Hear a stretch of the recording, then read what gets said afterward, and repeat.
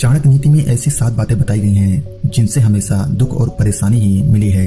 चाणक्य नीति इन 7 के बारे में कहती है कि पूरे जीवन काल में कहीं ना कहीं हर इंसान को इससे परेशान होना पड़ता है। चाणक्य के अनुसार राजा, स्त्री, याचक और दुष्ट लोगों से संभल कर रहना चाहिए। इनसे सोच समझ कर ही व्यवहार करना चाहिए। इनके अलावा भोग विलास और पैसों के मामले में खुद पर नियंत्रण रखना चाहिए जिनसे आपकी बुद्धि ना बदले।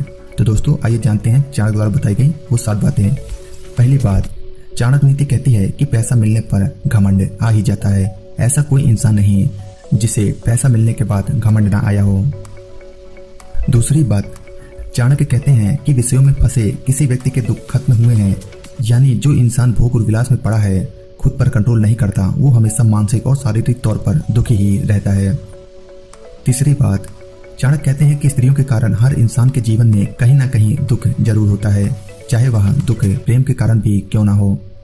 चौथी बात, चाणक्य कहते हैं कि एक अच्छा और समझदार राजा जो न्यायप्रिय होता है, उसकी कृपा कभी किसी इंसान पर नहीं होती। ऐसा राजा सबको समान भाव से ही देखता है और समय आने पर दंड भी देता है, इसलिए राजा का कोई प्रिय नहीं होता। पांचवी बात, हर इंसान की मृत्यु होना निश्चित है, इसलिए चाणक्य कहते हैं कि काल की दृष्टि से कोई नहीं बच पाया।